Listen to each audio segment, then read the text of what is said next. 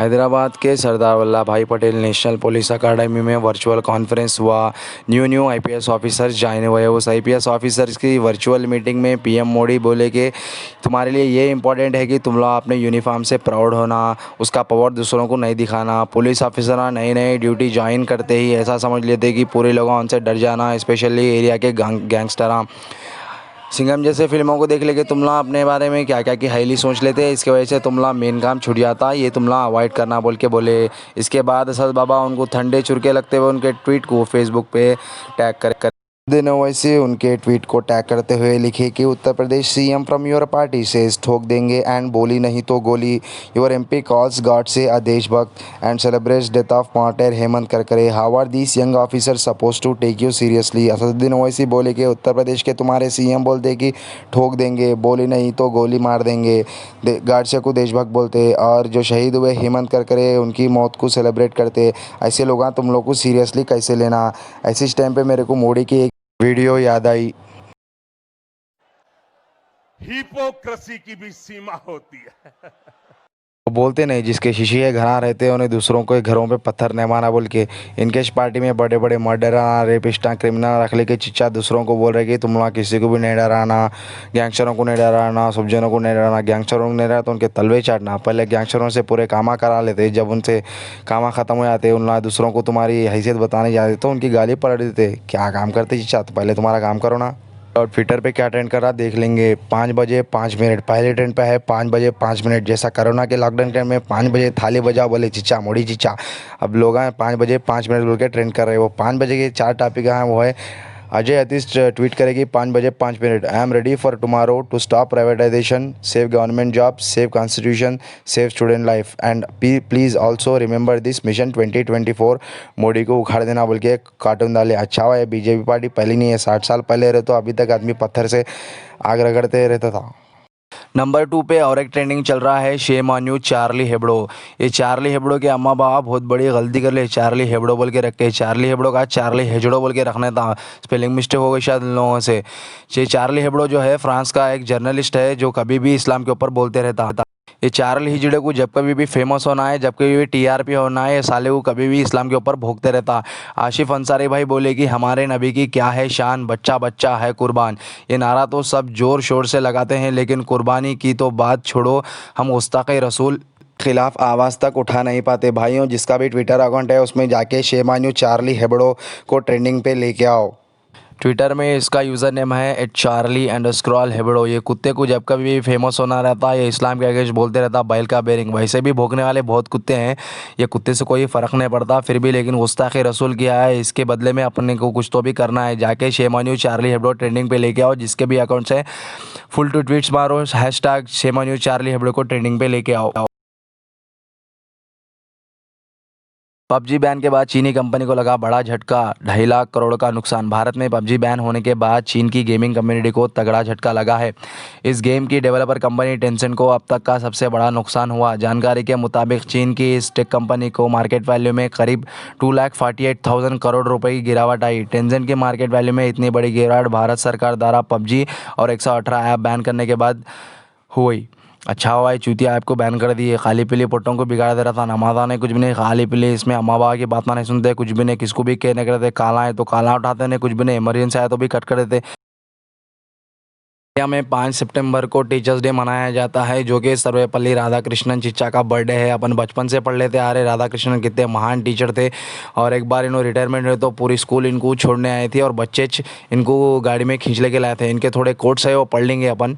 जब हम सोचते हैं कि ये तो हम जानते हैं तो हमारा सीखना वहीं रुक जाता है। बहुत अच्छी बात बोली चिच्चा, शिक्षा की जड़ कड़वी होती है पर उसके फल मीठे होते हैं। ऐसे जियो जैसे कि तुम्हें कल मर जाना हो, और ऐसे सीखो जैसे कि तुम्हें हमेशा के लिए जीना हो। देश का सबसे अच्छा दिमाग क्लासरूम की आखिरी बेंच पर भी मिल सकता है। क्या बात बोली चाहते। कोरोना की रूसी वैक्सीन पर अब तक की सबसे बड़ी खुशखबरी। कोरोना की रूसी वैक्सीन स्पुतनिक वी मरीजों में वायरस से लड़ने वाली एंटीबॉडी बनाने में सक्सेस हुई। यह एंटीबॉडी वैसी है जैसी कि कोरोना के इलाज के बाद एक चुस्त और तंदुरुस्त आदमी कैसा रहता वैसा रहते के थे। मेडिकल जर्नल लेसन के मुताबिक ये वैक्सीन एंटीबॉडी भी बनाती है और इम्यूनिटी पैदा करने में सफल होती के थे। इस खबर के सामने आने के बाद उम्मीद जताई जा रही है कि दुनिया का इसी साल कोरोना वैक्सीन मिल सकती। से खबर आ रही कि 2 महीने बाद फिर उसी मोड़ पर आकर खड़ी हुई दिल्ली बिगड़ रही स्थिति। दिल्ली एक बार फिर वहीं आकर खड़ी जहां वो 2 महीने पहले थी। जून में दिल्ली में 4,000 केस आते थे, जुलाई अगस्त में थोड़ा कम हुए, लेकिन पिछले 2 हफ्तों से दिन ब दिन 2,000 केस आ रहे। गुरुवार को 2,700 केस आए, जो 28 जून के बाद सबसे ज़्यादा है। कुत्तों के साथ पब्लिक रोडों पे घूमे तो 2,000 के 8,000 भी आते। जब लॉकडाउन करना था जब नहीं करे, जब लॉकडाउन नहीं करना था जब कर लिए। 500 केस आए जब पोटों की गांड फोड़ दी है। अब 40 लाख केस आए जब खाली घुमा रहे कुत्तों के ऐसा।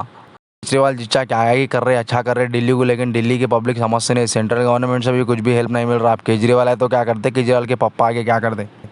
आरबीआई ने बदले रूल, छोटे किसानों और स्टार्टअप्स के लिए आसानी से मिलेगा लोन। भारतीय रिजर्व बैंक ने प्रायोरिटी सेक्टर लैंडिंग का स्कोप बढ़ाकर स्टार्टअप के लिए भी कर दिया। ऐसे में अब स्टार्टअप्स को 50 करोड़ तक लोन और फंड मिल सकता है, और छोटे किसानों को सोलर प्लांट्स के लिए भी मिल सकता है।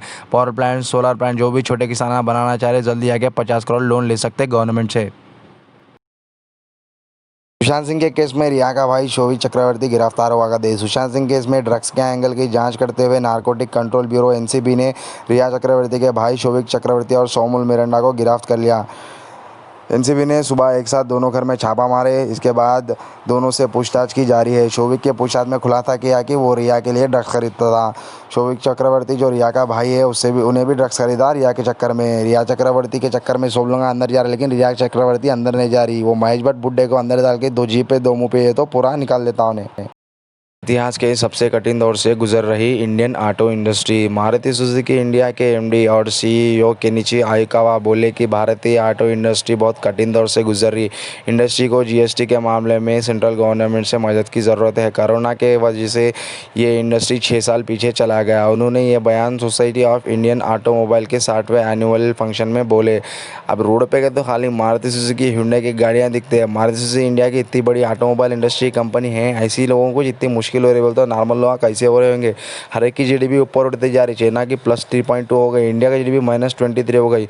हमारे फाइनेंस मिनिस्टर निर्मला ताई को बोले तो प्याज के रेट बढ़ गए, बोले तो मैं प्याज नहीं खाती बोलती है। अब कार के रेट, वही कार के लोगों को इतनी परेशानी है, बोलता मैं कार में घूमना छोड़ देता हूँ बोलती है। ऐसे लोग आए तक हमारे गवर्नमेंट का कुछ भी नहीं होता। रेलवे बंद करने जा रहा है 500 ट्रेनें और 10,000 स्टॉप।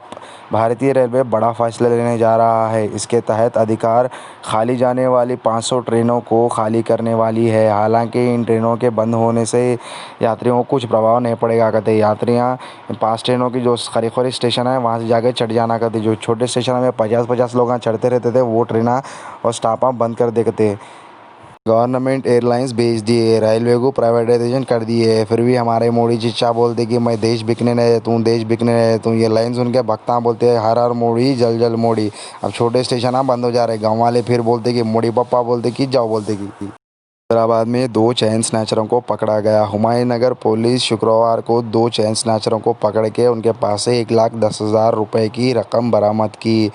चैन स्नैचरों का नाम है उदयचारी और राजू, दोनों मेदक के हैं। पुलिस के मुताबिक दोनों करीबी दोस्त हैं और शराब फुल पीने वाले हैं। ये आधी रातों में खाली रोडों पे मोबाइल और चैन स्नैचिंग करते रहते हैं। इनको अदालत में पेश किया और न्यायिक हिरासत में भेज दिया गया कहते। पुराने शहर के फलकनुमा इलाके में राउडी शीटर की हत्या। एक सनसनीखेज घटना में अनजान हमलावरों ने पुराने शहर में शुक्रवार देर रात एक राउडी शीटर की हत्या कर दी। सूत्रों के अनुसार मोहम्मद जावेद उर्फ जाडो पर फलकनुमा पुलिस थाना के सीमा में आने वाले अंसारी रोड पर 3 अनजान व्यक्ति ने हमला कर दिया और कि लोग इसको गलत तरीके से इस्तेमाल कर रहे हैं। फ्रेंडली पुलिसिंग सारे हिंदुस्तान में तेलंगाना की पुलिस नंबर 1 पुलिस है और बड़ी जल्दी और बड़ी तेज़ काम करती, बल्कि मगर उसका वो ख़तल भी बहुत ज़्यादा तेलंगाना में हो रहे हैं ऐसा लग रहा। और ख़ास तौर से पुराने शहर में ये वाक़यात इसलिए रूनुमा हो रहे हैं क्योंकि पुलिस की जो तिलाया गर्दी है वो जो है सो कम हो रही है वैसा लग रहा।